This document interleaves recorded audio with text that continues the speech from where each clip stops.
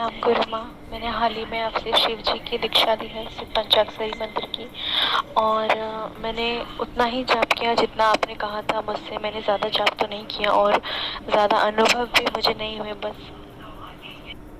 बस सपने में ही शिव जी और नंदी महाराज आते थे और आपने जिस गण के बारे में बोला था वो मेरे कीर्ति मुखी शिवगण जी, वो भी मेरे सपने में आते थे। लेकिन माँ उसके बाद देवियाँ आने लग गई मेरे पास और फिर मैंने मन ही मन नवार्ण मंत्र जाप करने का संकल्प ले लिया और मैं रोज़ 5 आहुति देती थी नवार्ण मंत्र का। और एक दिन ऐसा हुआ कि रात में जब मैं सपना देख रही थी तो एक चुड़ैल ने मुझे पकड़ के रखा था और वो तंत्र मंत्र कर रही थी।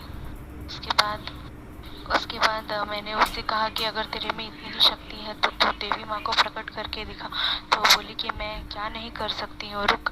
तो फिर उसने बोला कि तू पीछे मुड़ के देख। तो मैंने जैसे ही पीछे मुड़ के देखा तो देवी दुर्गा प्रकट हुई, लेकिन वो अपने वास्तविक स्वरूप में नहीं थी, एक वृद्ध महिला के रूप में थी। और मैं झट से उनके पैर पकड़ ली और मैंने उन्हें गोद में उठा लिया। उसके बाद फिर थोड़ी देर के बाद फिर उन्होंने अपनी अंगूठे को मेरे बीचों बीच आज्ञा चक्र पे लगा दिया और बोला कि आज से तू जिस लोक में चाहे उस लोक में जा सकती है और मैं तेरी दिव्य दृष्टि खोलती हूँ। गुरु माँ, जब मैं शिव साधना करती हूँ तो देवी क्यों आ जाती है मेरे पास, मुझे जानना है। और अब मुझे बताइए आगे क्या करना है। प्रणाम। नमस्कार, स्वागत है आदि शक्ति पीताम्बरा परिवार के सभी सदस्यों का। जैसे कि इन साधिका ने बताया कि इन्होंने शिव पंचाक्षरी मंत्र की दीक्षा ली थी और इन्हें कीर्तिमुखी जी के भी दर्शन हुए, साथ ही साथ नंदी जी के भी दर्शन हुए। ये कह रही हैं कि साथ साथ में इन्हें भगवती के दर्शन हुए और इन्होंने खुद से ही निवारण मंत्र जाप करना शुरू कर दिया। तो पहली गलती इनकी ये है कि इनको स्वयं से निवारण मंत्र जाप नहीं करना चाहिए, क्योंकि ये आदि शक्ति महाभवानी का महामंत्र है। इस मंत्र को बिना दीक्षा के जाप नहीं करना चाहिए, ये इनकी पहली गलती है। इसलिए इन्हें एक योगिनी शक्ति के दर्शन हुए जो अत्यंत उग्र थी और उन्हीं योगिनी शक्ति ने इन्हें दर्शन कराए माँ भगवती के। तो ये पूछ रही हैं कि इनको शिव का मंत्र जाप करते हुए माँ भवानी आदि शक्ति के दर्शन क्यों होते हैं। तो जो माँ भवानी है वो शिव की भार्या हैं, पत्नी हैं और ये दोनों एक ही हैं। शिव और शक्ति एक ही हैं, इनमें भेद करना वैसे तो अनुचित है, लेकिन जहाँ शिव भक्ति होती है वहाँ माँ चली आती हैं और जहाँ माँ की भक्ति होती है वहाँ शिव भी दर्शन देते हैं, क्योंकि दोनों एक ही हैं, दोनों में कोई भेद नहीं है।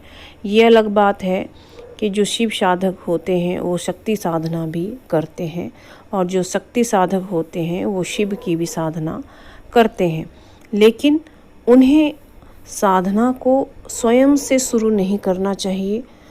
गुरु के साथ आपको परामर्श करना चाहिए, दीक्षा लेना चाहिए और पूर्ण विधि विधान के साथ ही करना चाहिए।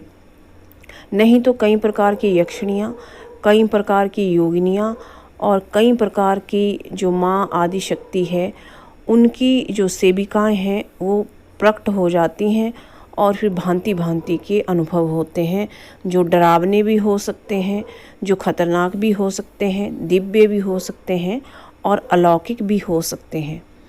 तो इनको करना क्या चाहिए, पहले स्वयं से किया गया मंत्र जाप जो इन्होंने किया है उसको भगवती को समर्पित करना चाहिए, फिर दीक्षा लेना चाहिए और प्रॉपर विधि विधान जो है उससे जप शुरू करना चाहिए माँ भवानी का या आदि शक्ति का। अगर आप सभी को यह वीडियो अच्छी लगी हो तो आप इसे लाइक कीजिए, शेयर कीजिए और अधिक से अधिक लोगों के साथ आप वीडियो शेयर कर सकते हैं और अपने विचार बांट सकते हैं। इससे भी आपको पुण्य फल की प्राप्ति होती है, क्योंकि आप जितना अपने धर्म का प्रचार करते हैं और आपके प्रचार के कारण जितने लोग अपने सनातन धर्म की भक्ति में डूब जाते हैं उनकी भक्ति का कुछ फल या कुछ अंश आपको भी प्राप्त होता है। क्योंकि आपने उन्हें भगवत मार्ग दिखाया है या धर्म का मार्ग दिखाया है, यूँ आप कह लीजिए, क्योंकि उनकी जो भी भक्ति होगी उससे आपको कुछ अंश अवश्य में भी प्राप्त होगा। नमस्कार।